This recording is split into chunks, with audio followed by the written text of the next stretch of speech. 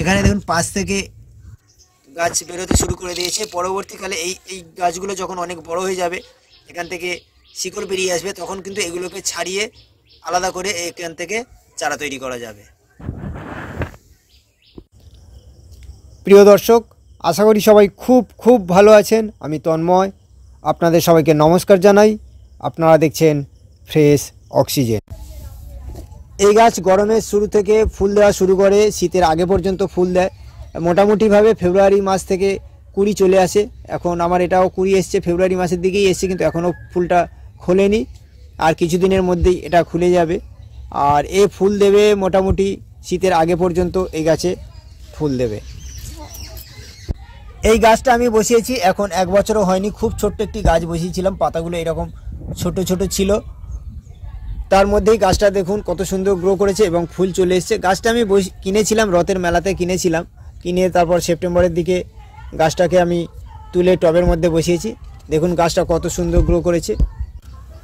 এই গাছ ইনডোর এবং আউটডোর দু জায়গাতেই গ্রো করা যাবে। তবে যারা শুধুমাত্র ইনডোরে রাখবেন এই গাছ, তাদের জন্য বলবো এই গাছের দুটো সেট বানাবেন। একটা সেট 1 সপ্তাহ ঘরের মধ্যে রাখার পর বা ব্যালকনিতে রাখার পর সেই সেটটাকে আবার বাইরে 1 সপ্তাহ রাখবেন, এবং যেটা বাইরে ছিল সেটাকে ইনডোরে রাখবেন। এইভাবে অল্টারনেটিভ 1 সপ্তাহ ইনডোরে 1 সপ্তাহ আউটডোরে এইভাবে গাছকে রাখবেন, তাহলে গাছ সুন্দর থাকবে। কোনো গাছকে কিন্তু কন্টিনিউ ইনডোরে রাখা যাবে না। যদি কন্টিনিউ ইনডোরে রাখা হয় তাহলে কিন্তু সে গাছে গ্রোথ আস্তে আস্তে কমে যাবে, গাছে পাতা গ্লেজ কমে যাবে, গাছে ফুল নাও ফুটতে পারে। এবারে আসি যারা এই গাছটাকে আউটডোরে করতে চান, তাদের জন্য বলবো আপনারা এই গাছটাকে সেমি শেড এরকম জায়গায় বা বড় গাছের ছাওয়ায় এই গাছটাকে রাখবেন, তাহলে এই গাছ সুন্দরভাবে গ্রো করবে। এই গাছ চড়া রৌদ্রে রাখলে এই গাছের পাতা পুড়ে যাবে এবং গাছ মারাও যেতে পারে। এই গাছ কিন্তু অল্প আলো গাছ, যেখানে খুব কম রোদ আসে এরকম জায়গায়, ঠান্ডা জায়গায় গাছটাকে রাখলে তবে কিন্তু এই গাছটা সুন্দরভাবে গ্রো করবে। এবারে আসি এই গাছে জল কতটা দেবেন। এই গাছে জল খুব বেশি দেওয়ার দরকার হয় না। এই গাছ শেড লাভিং প্ল্যান্ট, এবং গাছে খুব বেশি জল দিলে কিন্তু রুট রট হওয়ার সম্ভাবনা থাকে। গাছে প্রথমবার জল দেওয়ার পর দ্বিতীয়বার জল দেবো তখনই যখন টবের উপরের অংশের মাটি অন্তত পক্ষে 1 ইঞ্চি শুকিয়ে যাবে, তখন আমরা দ্বিতীয়বার এই গাছে জল দেব। আর খেয়াল রাখতে হবে টবের মাটিতে যেন জল দাঁড়িয়ে না যায়। এর জন্য টবের মাটিটাকে ওয়েলডেন সয়েল বানাতে হবে, যাতে টবের মধ্যে জল দাঁড়িয়ে না যায়। এই গাছে অতিরিক্ত জল দিলে গাছের এই যে পাতার ডগাগুলো, এইগুলো অনেক সময় পুড়ে যায়, শুকিয়ে যায়। অতিরিক্ত জল দেওয়ার কারণে এই সমস্যাটা হয়। আবার খুব কম পরিমাণে জল দিলেও কিন্তু এই পাতার ডগাগুলো শুকিয়ে যেতে থাকে।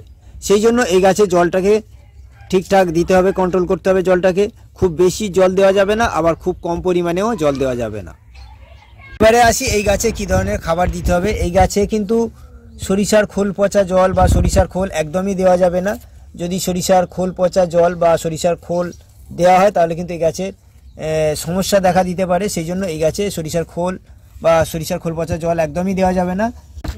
এই গাছে যে সারগুলো দিলে গাছ সুন্দরভাবে গ্রো করে সেটা হলো এই গাছে 2 ভাগ হাড়ের গুঁড়ো, 2 ভাগ নিমখোল এবং 1 ভাগ শিংকুচি, এটাকে মিশিয়ে যদি এই গাছে টবের সাইজ অনুযায়ী দেওয়া হয় তাহলে কিন্তু এই গাছ খুব সুন্দরভাবে গ্রো করবে। দেখুন আমি এখানে হাড়ের গুঁড়ো, নিমখোল, শিংকুচি মিশিয়ে এই টবের মাটিতে ওপর থেকে ছড়িয়ে দিয়েছি, তাতে এই গাছটা এত সুন্দর গ্রো করেছে। এই গাছে কোনো রকম রাসায়নিক সার টবের মাটিতে না দেওয়াই ভালো।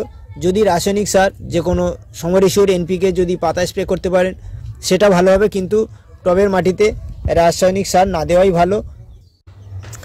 এইভাবে পিস লিলির গাছগুলো করুন, আপনাদের গাছও খুব সুন্দর হবে। আর এখন তো গরমকাল চলে আসছে, এই সময় এই গাছগুলোকে একদমই ফুল সানলাইটে রাখা যাবে না।